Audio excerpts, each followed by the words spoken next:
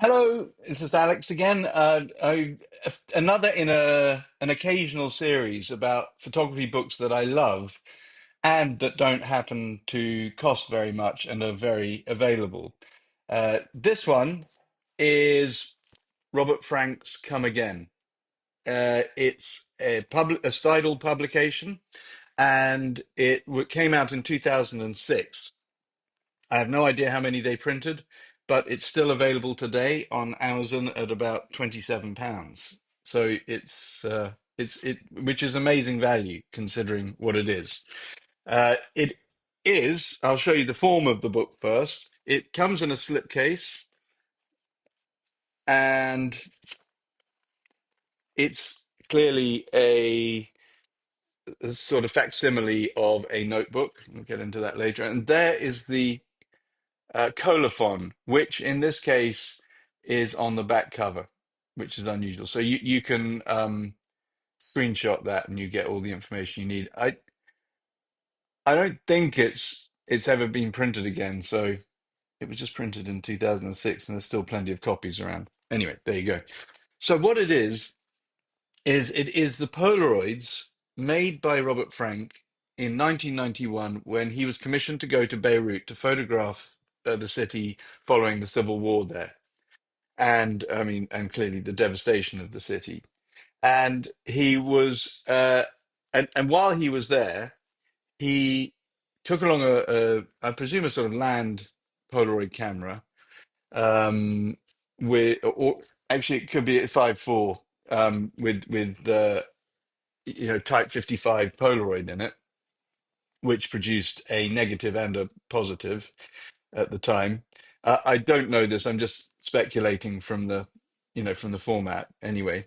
And he made pictures using the camera that that that explore that were a new, I guess, poetic avenue for him to take through photography, because at that stage he'd been largely making documentary films, and so this was his way back into still photography, I suppose. And uh, I just want to, sort of as an aside, talk about the importance of Steidl in Robert Frank's life, and this is something which I should come back to in another episode or edition of this. But uh, for example, I mean, Steidl and Robert Frank worked together a lot, and they had a great, and Gerhard Steidl and Robert Frank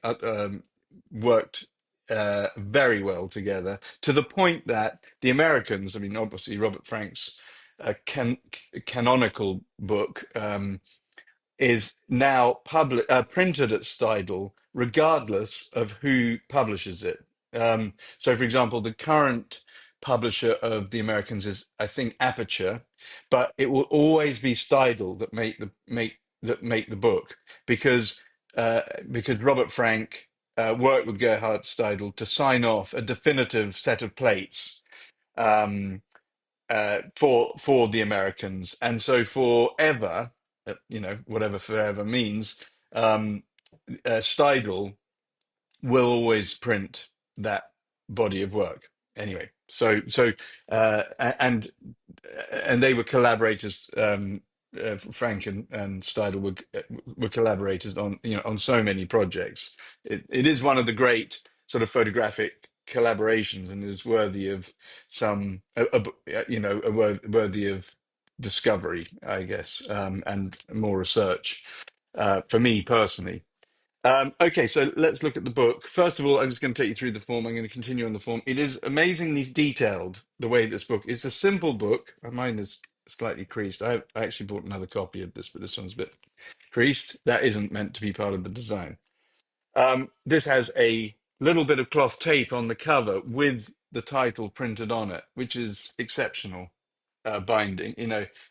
It's stitch bound, it's open stitch bound, and if we look inside, um, it is clearly the facsimile of Robert Frank's own notebook, into which in 1991 he um, he stuck these Polaroids, but and then promptly lost them in his studio. So it wasn't until 2005, I think, that they were rediscovered. So was it 14 years between making them and rediscovering them went by. So they show the the wear and tear, and as you can see on the cover here, some of them even have variable sort of processing. You know, some of them have this one is showing the depredations of time in a varying way. That there's sellotape. He's used sellotape, mixture of sort of adhesives to stick them down. Sellotape being one. Um, these ones I think have just been glued in, and I'll just take you quickly through the form of the book, and then we can discuss the actual photographs a little bit. Um, so look, this is a good example of the attention to detail here. So we have the exact, we even have like the yellowing sellotape marks above, which have been absolutely honoured throughout the book, and clearly a lot of work has been put into reproducing the kind of grade values of Polaroid in the book without changing them at all. Um, and what we can also see here is the sort of varnish that they've used. Now, spot varnish is often used in books to increase the sort of uh, I suppose the contrast, the richness of printing, whether it's color or black and white, and it turns an image more into a more sort of Kodachromy if it's color, or more black and white darkroom feel if it's black and white. And but normally it's a gloss varnish. You would just say it was a straightforward gloss varnish. But what Steidl have done here, and I'll move the book around in the light so you can see the light playing across the page. It actually looks like a print, and, and sometimes these are gimmicks, these sort of things, and maybe this is a subjective view, but this isn't a gimmick. This makes the prints really feel real, and conveys a sort of physicality in the book, which really plays into the work. It's entirely relevant to have that seal, in other words. We go through, and you can see some of he's used other adhesive. I mean, he's clearly trying out different ways of sticking them down as well. And sometimes he's, you know, he's trimming off the edges to make, to get them together. He's using masking tape here. And let me just take you through, he's got sort of long form ones there, and we'll talk about the photography in a minute. But I just want to show you one. This is stunning. Look at that. And it's the level of work in this book is belies the sale price of it. It is extraordinary. It's only 48 pages, so it's not a huge volume. Anyway, let's talk about the photography a little bit. What I particularly love about it is the way that it captures it looks like play. And what I mean by that is it looks like Robert Frank was searching for a new way of using photography, and then eh, when he was juxtaposing images, not juxtaposing, when he was joining images, smash cutting, I think you'd call it in sort of movie terms, images together to see what effects you get. And there's that sort of extraordinary effect you get when you move the camera everybody's done this, when you make before iPhones had the sort of panorama feature. You would take one picture, two pictures, three pictures, four pictures, and every time you took a picture, this is before photo stitching, the perspectives would be slightly different, uh, and Frank is clearly interested in that perspectival uh, clash that you get, where you're essentially looking at the same thing, but the camera sees it slightly differently, and so it's a very photographic. Uh, it's a very photographic book in that sense, in that it's about the photography that um, it's about making photographs as much as it is about where he was and what he was seeing. Um, and and so these are so I just so let me just show you the so there's a sequence of images at the end which are panoramas, and it's just, and this is like type 55, which produces a negative as well.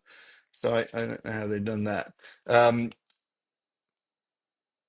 But it's just a real it's like going on a journey, if that doesn't sound too cliched, with somebody who was trying to find a new way in photography, and somebody whose eye was so original and so I like the idea of it being first principle. For Robert Frank, one of the reasons that he was such a great photographer was everything for him was based on first principles. He wasn't learning off the work of other people. You know, he wasn't referencing other people, although it's impossible to not see Walker Evans in the title there because of Walker Evans' sort of one time obsession, if that's right, or interest in typography and so on. And there are echoes, of course, and that's part of what fits this book into the history of photography. Given that it straddles 14 years between being the photography being made and then the book being made. It foreshadows a development in Robert Frank's own way, not just of photographing, but in the way that he treated his own archive, and that's interesting for another time. So I just want to talk to you about the value of books and why this sort of book just gets me. You can't predict which books are going to get you. I'm not really interested in what books are about. If I'm honest, I don't really care. That's not for me the reason I would buy a book mostly, or the reason I would love a book is not about its subject matter. What I love in books is how they feed into what I do as a photographer and how I think they could help me as a photographer. And as sort of contextual aside, when Cartier-Bresson was putting together Image à la Sauvette back in the early 50s, he wrote to his publisher, Simon& and Schuster in New York, and he said that he wanted the Image à la Sauvette to be a gadget for the eyes, for photographers everywhere. In that, what he meant was that, like a photographer would go out and buy a new lens or a new camera that would enable him to do different things, he wanted Image à la Sauvette to show photographers, amateurs and professionals, um, another way of looking at the world that they could use themselves. So literally, they would be snapping on Image à la Sauvette to their sort of imagination and their concept of the world, their photographic concept of the world. And and I think it personally, I think it achieved that, and I think we should do a special on that book because it's such an important book. As another aside, I don't believe that Image à la Sauvette, which is translated in English as the decisive moment, really means that. I think Image à la Sauvette means images on the run, because I think that was the novelty at the time, was that you could, make almost make a career out of the Leica and being a camera that you could use on the run. Anyway, that aside, um, Come Again is a book which inspires me, not because I want to copy it, but because I want to steal from it. And I think stealing from books, in the sense that you're taking something from them and co-opting them to your own devices, is entirely honorable. I think copying unless you're trying to learn how to do a technique or something, and so on. But copying is just a cul-de-sac. It's an imaginative, creative, soul-destroying cul-de-sac, and you can see it when it's happening. And it takes you nowhere. But stealing is and is one of the most important parts of being a photographer, I suppose, of any artist really, is when you see something that you like and you think, I have something I can say with that. And although I've never made anything like this, it has fed into a sort of universe of my own photography, not just the way I make photographs, but the way I look at other people's photographs. And I think that I could say that about this book, but I could say it about many other books that I'd love to talk about at another time. But I think for now, that's enough. Um, Come Again by Robert Frank, published by Steidl in 2006, um, is available now, and I recommend it for your bookshelf. Thanks very much. Bye bye.